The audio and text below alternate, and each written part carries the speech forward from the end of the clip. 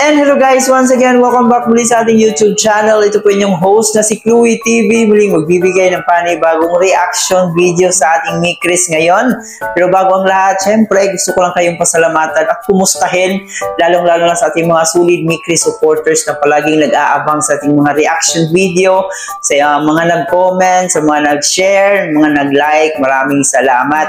So ngayon guys, ay syempre hindi tayo mawawalan ng isa sa paborito nating love team, tandem dito sa Kalingap, no? Yung Mikris natin. So dito nga po guys, may nakita po tayong video kung saan nga po may nag-interview kay Kalingap Mikoy at dito tinanong kung kamusta yung feelings niya para kay Krista niya or para kay Honey Krista niya. At isa rin po guys sa ating malalaman din po dito kung handa nga ba talagang maghintay si Kalingap Mikoy para sa kanyang Honey Krista. Kasi kung hindi tayo nagkakamali, parang nasa 15 years old pa lang si Krista, para magiging legal age si Krista at pwede nang ligawan, ay dapat itong nasa 18 years old na. Kaya ang tanong ng mga solid Mikris supporters ay kung willing bang maghintay si Kalingap Mikoy. So mamaya ng konti ay ating malalaman kung ano yung sagot niya dito sa mga katanungan na to. Pero bago ang lahat, please don't forget to subscribe, paki-like and share ng ating video para i-recommend po tayo ni YouTube. At higit sa lahat, palagi nating suportahan ang nag-iisang ama ng Kalingap na si Kuya Bal Santos Matubang, Ate Edna Vlog in Kalingap Rab. Suportahan po natin ang ating T-Boys, Kalingap Partners, ang ating mga charity vloggers sa Pilipinas na tumutulong sa ating mga kababayang mahihirap. Na aking makasamang Kalingap reactors guys, ang Team Bios, Karepa, huwag din natin silang kalimutan. Kaya naman ngayon guys, para malaman natin ang mga kasagutan sa mga tanong na yan, panoorin naman natin itong interview na to. Binamahal ng mga Mikris. Hello po! Kalingap Mikoy. Yes? Ba't ang pogi mo? Hala! Grabe sir! Hindi pa yung tanong natin, siyempre. Ano po? Kamusta sa event? Nakita ko sa mayo ka, galing Salamat po. Kasi pinag-practice na namin yun, ilang gabi din. Tsaka magaling din kasi choreographer namin, kaya yun. Ang bilis namin natutunan yung ito ba yung ano mo? Ito ba yung first performance mo sa mga birthday? O dati pa? Sa Kalingap ba? Oo, sa outside. Madami na. Kasi naging dancer din ako before bago tayo year 2000, high school ako. Used to perform po sa mga event, barangay or barangay competition, yung mga tamblingan. Ganun tayo dati. So ito na, Kalingap Mikoy, hindi ko naman, nandito yung mga supporters mo. Ay, grabe, opo. Si San Isidro. Ang tanong ko po para kay Mikoy, kamusta naman po yung feelings niya para kay Krista? Bago mo sagutin, pwede kang hindi mo sagutin, pwede sagutin mo. Okay? Yan. Huwag kang mahiya. Sige. Sasagutin ko yan. Si Chris ay special sa akin. Special si Krista sa akin kasi yun nga, bilang tandem kami tandem kami, special sa akin si Krista, pinahalagaan ko yung anong meron sa amin, di ba? And siyempre marami kami napapasaya. Diba? Yeah, and salamat din kasama ako doon sa napapasaya. Yes po, and napapasaya mo rin kami sir.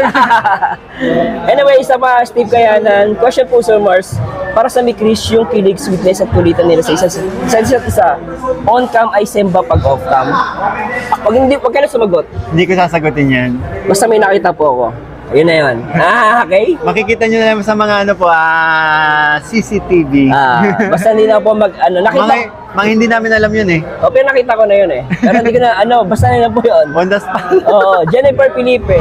Question po ba kay Mikoy? Kung napanood na po niya vlog ni Kalingap JJ Kilacreo, kung ano ang reaction niya dito, remember mo yung kay JJ? Yes, yung in-interview niya yung mga kaibigan ni Chris. Ano masabi mo doon? Hindi ko alam eh, pero natutuwa ako. Oo, yun lang masasabi ko. Grabe yung kilig mo Grabe yung kilig ako lintik ka. Sherry Relivsiva, for Pretty Boy Mikoy, sure ka ba or willing ka ba talaga na maghintay kay Honey Krista for 3 years? Or until mag-18? Host na siya. Hindi ko ulit-ulitin yun kung hindi ako seryoso sa Tapos na usapan. Maraming salamat po guys. So ito pong video na to ay mula po ito kay Marsano TV na isang Kalingap reactors din po. So dito nga po guys ay na-interview na si Kalingap Mikoy. Ito po yung time baka nung dibo ni Beyonce kasi maraming mga Kalingap reactors at partners ang pumunta doon sa dibo ni Beyonce. Baka ito yung panahon na nakapag-interview siya dito kay Kalingap Mikoy. At itong mga interview na to guys ay galing po sa kanyang mga solid supporters. So yun po yung mga iilang katanungan po na nakuha niya para itanong niya dito kay Kalingap Mikoy. Dalawa po sa tanong na yun ang nagiging highlight talaga para sa atin. Unang katanungan doon is, kamusta daw yung feelings ni Kalingap Mikoy para dito sa kanyang Honey Krista? Nung sinagot niya yung tanong na yon ay kitang-kita po natin kung gaano siya kasaya at isa talaga sa nakakuha ng ating atensyon doon sa sinabi niyang special, no? Special nga talaga sa kanya si Honey Krista niya.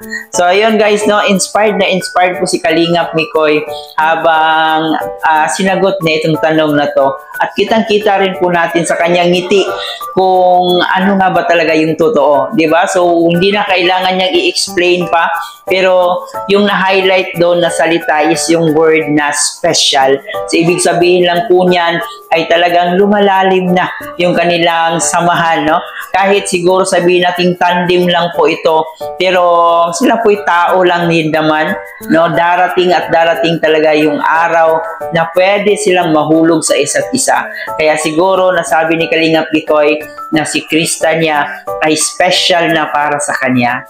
At dito naman po sa isang tanong na talaga namang sobrang napaka-importante, di ba? Kasi alam naman po natin na nasa minor age pa lang po ito si Krista, kaya hindi pa siya pwedeng ligawan. Kaya ang tanong ng mga Solid Mickey supporters, kung handa ba siyang maghintay para dito sa kanyang honey CJ. At yun naman po, no, ang sagot niya dito ay hindi na niya kailangan ulit-ulitin pa yung sagot niya. Kasi kung di tayo rin nagkamali, ay sinagot na niya ito, yung tanong na to, na willing siyang maghintay para sa kanyang Honey Krista. Ayun guys. So I know na sobrang happy po ng ating mga Mikri supporters, ng ating mga Solid Mikri supporters nitong interview na to, no, mula kay Marsano, kasi meron na naman tayong panibagong nalalaman dito sa mga interview na to. At isa sa maganda dito guys ay nabigyan ng malaking tsansa talaga yung ating Solid Mikri supporters na talagang merong forever na mag-i-exist dito sa dalawa. Siguro hindi pa naman sa ngayon, pero alam natin na sa tamang panahon ay mangyayari talaga yan dito sa ating Mikris. Yan po yung aabangan natin.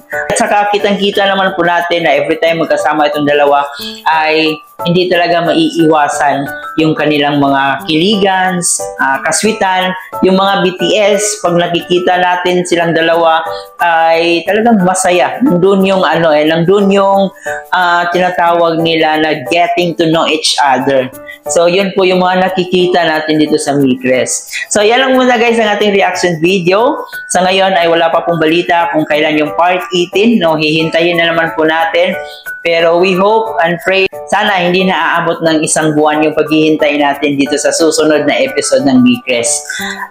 Yun, kahit pa paano ay nakikita pa rin naman natin sila sa mga upload ng ating ibang mga keyboys, yung mga BTS ng iba. So masaya pa rin po naman ang ating mga Solid Mickey supporters. Kahit pa paano ay naiibsan yung lungkot nila sa paghihintay dito sa next episode ng Mikres natin.